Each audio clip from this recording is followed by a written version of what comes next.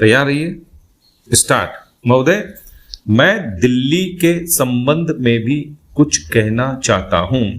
अब दिल्ली चूंकि केंद्र शासित क्षेत्र है और दिल्ली को केंद्र शासित क्षेत्र माना गया है, तो स्वभावतः दिल्ली वालों को यह आशा थी कि केंद्र से शासित होने से यहाँ पर उन्नति होगी और यहाँ के लोगों को कुछ सुविधा मिलेगी, संतोष प्राप्त होगा।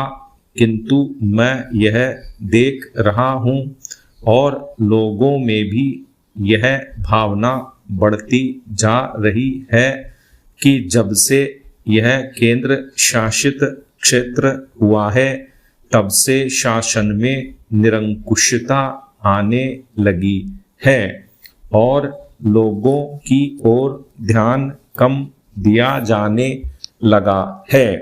इसलिए मैं यह कहना चाहता हूँ कि दिल्ली प्रशासन के पुनर्गठन के ऊपर पुनः जोर दिया जाना चाहिए और हो सके तो उसके लिए एक समिति बैठा दी जाए और उसके लिए सोचा जाए कि दिल्ली का प्रशासन किस तरह का होना चाहिए।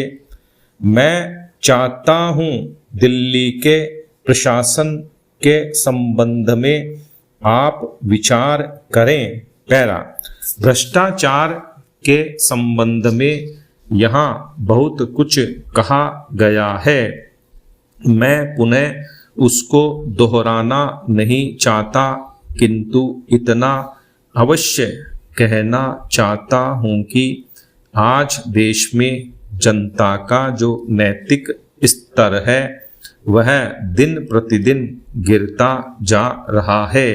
सरकार को यह सोचना चाहिए कि उनका वह नैतिक स्तर किस प्रकार उठाया जाए और किस तरह से लोगों की भावनाएं बदली जाएं, किस तरह से लोगों में अनुशासन रह सके, इसके लिए सोचना अत्यंत आवश्यक है।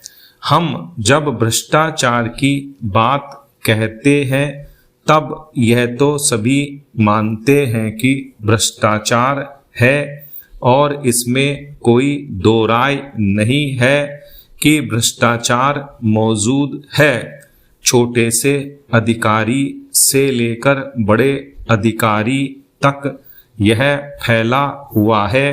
भ्रष्टाचार केवल प्रशासन में है ऐसी बात नहीं है, वरन यह लोगों में भी फैला हुआ है। जब करों की अदायगी का प्रश्न आता है तब लोग दो दो खाते बना लेते हैं और आयकर की चोरी करने का प्रयत्न करते हैं और कर से बचने के लिए भ्रष्टाचार करते हैं। जैसे बगैर दोनों हाथ के ताली नहीं बज सकती, ठीक वही बात भ्रष्टाचार के संबंध में लागू होती है। भ्रष्टाचार के निवारण के लिए जितना अधिकारियों का कर्तव्य है उतना ही कर्तव्य जनता का है। अधिकारियों को तो सतर्क रहना ही चाहिए, क्योंकि यह जो संसद है वह कानून बनाकर उनके हाथ में दे देती है। उसका कार्यान्वयन करने के लिए जनता और नौकरशाही को सहयोग से कार्य करना चाहिए। स्टॉप।